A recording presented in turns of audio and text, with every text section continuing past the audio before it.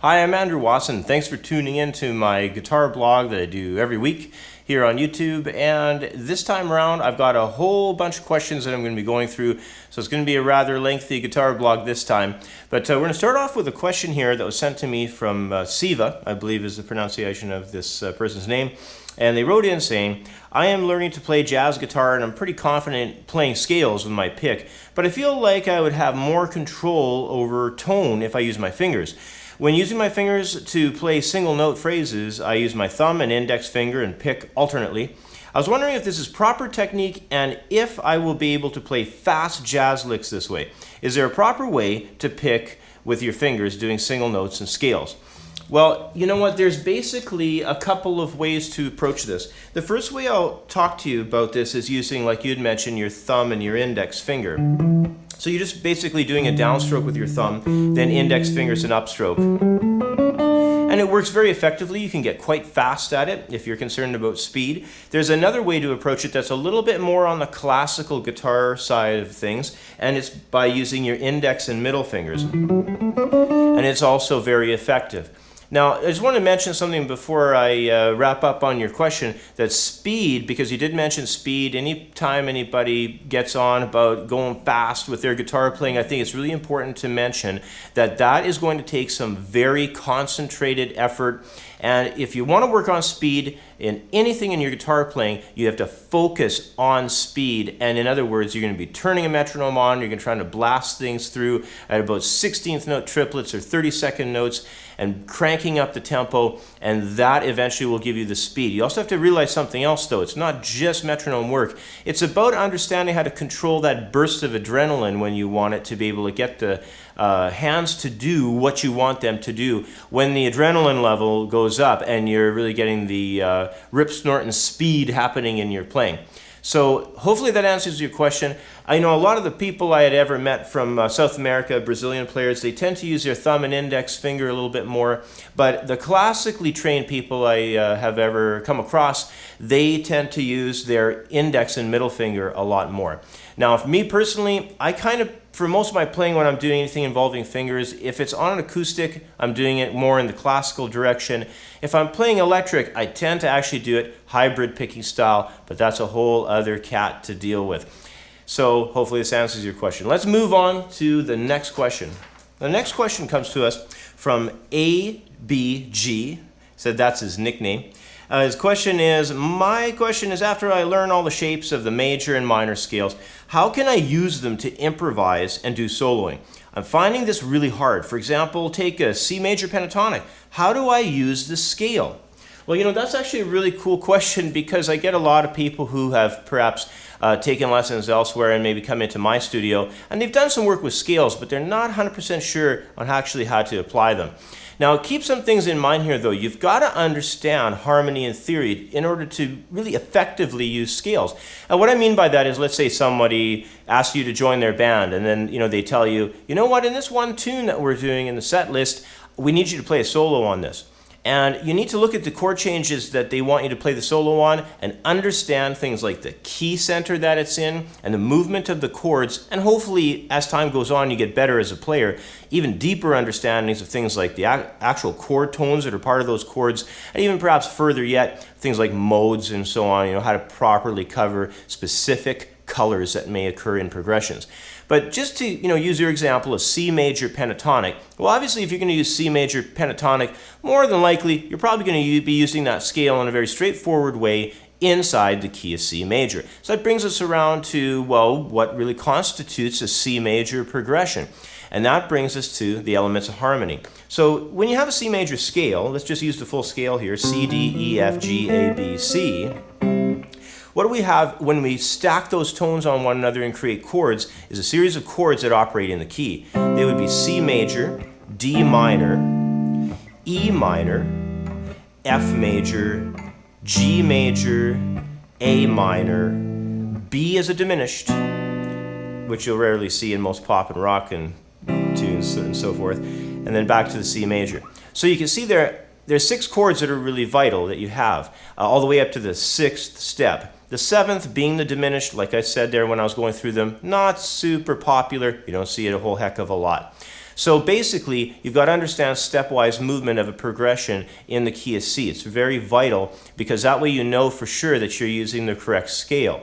Now for C major pentatonic, the next thing I'd probably suggest for you is, that you really take a really good handle of those scale types and patterns along the entire fingerboard. So use your C major pentatonic, not just in a couple of positions in the neck that you know well, but try to get it so the whole guitar neck is really friendly with that scale. Then it's going to come around to the world of jam tracks, and if you don't buy them, then make your own. Get some drum loops. Get your favorite audio editing suite out and start recording some jam tracks. And the way to do that is pick either a movement going from the root chord to the 5 chord and back, or maybe root chord to the 4th chord. Those are very strong steps. You can make more elaborate progressions, but I'm kind of a big believer in sticking pretty simple with those progressions. So I might even suggest doing something like perhaps take a C major chord and then just head to something like F. You could head back to C though, and if you want to kind of wrap it up a little bit stronger, head to G. And that can be your jam. You can record that, and then you can start trying to apply sounds of that C major pentatonic to get yourself some melody going on.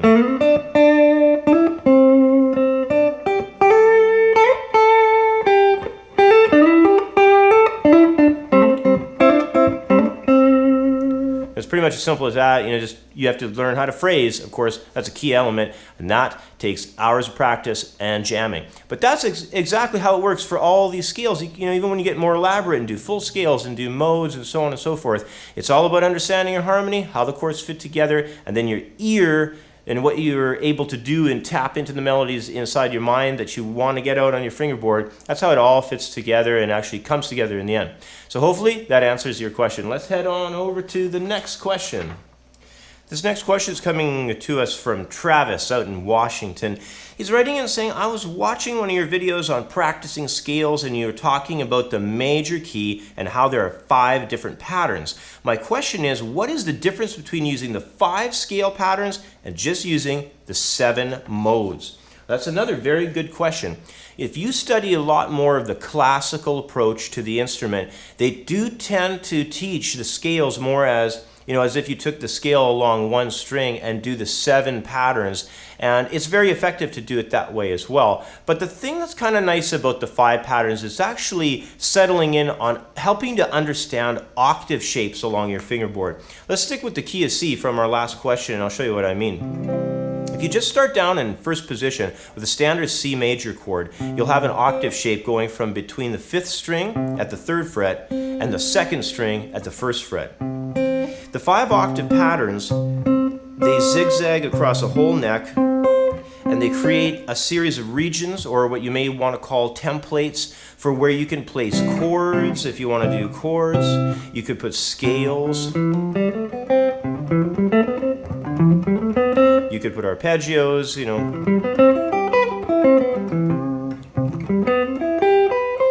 all across the whole fingerboard. You could just keep going with those. You can do pentatonics, you can do modes, they're very versatile. So I'm kind of a big believer that it's good to know both and have an understanding of both of these ways. The thing that's kind of a little bit impressive to me, especially when I'm teaching with the octave patterns, is it helps people to zero in very quickly on specific notes. And if you've ever had a hard time if you're jamming with somebody and they've been calling out chord changes and you're trying to locate pitches, or if you're trying to get some kind of a phrase and you have somebody maybe they're on another instrument like a horn player or a piano player and they're saying, oh, the line is just B flat, F and G or whatever. They're telling you a line and you can't find notes and you're having difficulty. This is where those octave patterns really help a lot. It's really good for mapping your fingerboard. So I would essentially suggest learning both ways. I think it's really vital that you know the neck in both of those types of approaches, and there's benefits to both of them. In terms of the stepwise modal approach, where you're taking every single step and you're maybe tracing it along one string, I'm kind of thinking that's what your question is based upon in that direction, because that's the more common one that I've seen over the years in the training direction. So what you need to do is spend time going through each of the steps. What you may want to look at is perhaps, let's say we'll put your scale out of the key of F. So go along every step of your F major scale and build that F major traveling along one string. You know, in the first position, you're going to be doing F or Ionian mode. Second position here, you'll have a G Dorian mode. See what I'm doing is every step is going to become a mode. Now the third one, A Phrygian.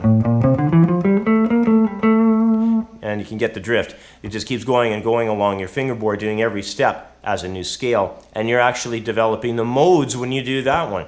So as you can tell, it all comes down to, you know, each one of them having their own benefits. And, you know, just basically got to study both, and in time, you nail them. And you get really good. Let's head over to the next question. So this next question comes to us from Jeffrey. He wrote in saying, I have a question concerning natural minor scale. I was looking at the minor scale layout for piano, and the book says in classical music, when playing minor scale, you flatten the third, sixth, but keep the seventh as major. So when I was learning the scale for guitar, this really threw me off, because for guitar, you flatten the third, sixth, and seventh. Why is this so? I know the natural minor scale is the same thing as Aeolian mode, but could you explain this in further detail? Also, if I play it the classical way, am I still playing the natural minor, or is this another type of scale? Well, let's start off with the aspect of having that seventh raised. If we start off with that, it's actually a different type of scale. You have to understand that with minor, we've got three forms of minor. We've got our natural minor, which contains the lowered third, the lowered sixth, and the lowered seventh to the octave. That's called natural minor scale, or as you had stated in your email message to me, Aeolian mode. If you raise the seventh, however, you get a different type of layout there. That's another form that's called harmonic minor scale. And I know in a lot of the classical literature you're going to see different effects presented when they explain harmonic minor and melodic minor. What you got to realize is that's a little bit different approach, because they don't really view from their perspective an aspect of improvisation in that classical realm. That direction is based upon a whole other concept. So when we're using these scales for improvisation, we're going to use and apply them in a different way to compose spontaneous melody, or if you're, of course, writing something in particular. Now, you got to also realize something. The major sounds and the minor sounds that we have, the basic minor and natural minor, those are very popular. They're basically the cornerstone of the music that we listen to nowadays, and have been for probably the last 500 or 600 years. Very solidified in our musical language. So those are sort of like the templates. In other words, we can call them Ionian and Aeolian modes. And then, of course, there's those offshoots for minor, which are harmonic minor, and I'm not really going to get into it now. The other one's called melodic minor. That's when you raise both the sixth and the seventh. So it's kind of like the beginning of melodic minor is a minor scale, and then the tail end of it, when you're getting into the final notes, is actually like more like a major scale. But essentially, when you're going to be using harmonic minor, you're looking for some very specific situations to occur. So it's not something that's going to get used all that often, and when it is used, it will be used more specifically for a certain chord that shows up, and more often than not, that's going to be a chord in minor off of the fifth step. That's either a major triad or a dominant seventh sound, so you would use harmonic minor over that. And then come back when it resolves to natural minor. So it's for use more on a specific chord or situation. There's another idea that's used in there too, is for diminished off that raised seventh degree. But I'm not going to get too into all the details on this. I do have videos up on my Creative Guitar Studio YouTube channel. Check those out. They'll explain these scales in more detail. Let's head over to the next question. Now our final question comes to us from Stefan. He wrote in saying, I'm a high school sophomore who is interested in studying music at the next level after high school. I've been taking private lessons for a year and have made great strides in my playing. I have also been taking music theory. I'm looking for ways to improve my sight reading, getting into more advanced theory, ear training, and getting into jazz styles, but I just don't know where to start. As a result, I've become overwhelmed and have started to believe that maybe it's too late for me to learn these concepts. Well, if you are in high school and if you've been playing guitar for quite a while, let's say perhaps you've been playing guitar for about 5 years and you're in high school, maybe 3 or 4 years might be good enough as well. I think you're still in a pretty good place to be pursuing post-secondary education in the world of music. You have to realize something, though, is there's a principle that I'm fairly big believer in. You've probably heard me mention it before if you follow some of the podcasts and other guitar blogs that I've put out over the months past. It's this idea of this 10,000 hour principle. And when I first heard about it, this principle was very interesting to me. And I sat down and I started thinking about all the years and all the hours that I've put in on the instrument. And it definitely does seem to hold a lot of truth. I've also talked to quite a few other musicians about it. They seem to uphold the ideas of it as well. In other words, in order to be at a level where, let's just say, for lack of any better term with it, that you're going to be making a living playing this instrument, you need gobs and gobs and gobs of time on it. It's just basically, you have to become a bit of a secluded nerd, in this instrument, and your whole world revolves around it for quite a long time. So one place that this really comes together for most people, because, let's face it, you can be studying a lot when you're in the younger years and you're going to junior high, high school. You can be really given or finding good teachers, and we'll talk more about teachers in a moment. But, it's when you actually get yourself to the point where you enroll in music college or university and you're going to school and you're spending, let's say, anywhere from 2 years to maybe even upwards of 4 years pursuing your musical studies. This is where it can really come together for you, because you can drop everything else and you can go full bore into the study of your instrument, and you can just go, in our case, guitar crazy. And there's going to be huge strides that will take place in that period. It will also, if you do this, if you really lock yourself down into the instrument, and it doesn't matter if it could be guitar, it could be any instrument, but if you lock yourself down into it real heavy, it will also give you a discipline that will carry on with you for the rest of your life and the rest of your playing days. You'll be able to accomplish things when you have that kind of discipline that you probably, maybe at this point, thought that you never could accomplish. And what I mean by that, I don't want to come across as some kind of rah-rah motivation person, because I'm really not into that stuff at all.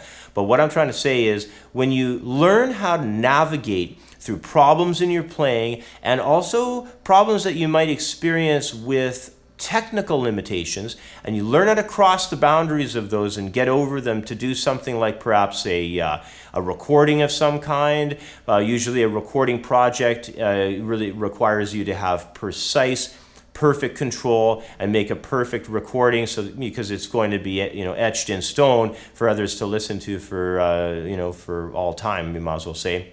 So your playing has to come across as perfect as possible. Those kind of situations, you get the discipline for them. I'm a firm believer in the years that you spend in the post-secondary education. So right now, at your stage of being in high school, you don't really have that experience yet where you're building these serious levels of discipline that are going to be needed to help you navigate through all your other playing situations. Now, the other thing I wanted to mention, because you had said that there's specific things that you want to get better at, and you quoted out here sight reading, getting more advanced theory, and work on ear training, and especially, this is the one that caught my eye, getting into jazz styles. Very, very good. I always recommend to anybody that's pursuing post-secondary education that they really get involved in jazz styles. And my solution to this is find yourself not one, not two, but at least 3 different teachers that you can hook up with to talk with them and do studies with them about jazz music, because this will be your key to fast, on-the-spot improvisation, and also doing certain kinds of gigs that will not allow for any pre-rehearsal time. I was talking about in my last guitar blog, I had a gig I did last weekend where I was basically playing those songs live off the stage with no prior knowledge of the piece.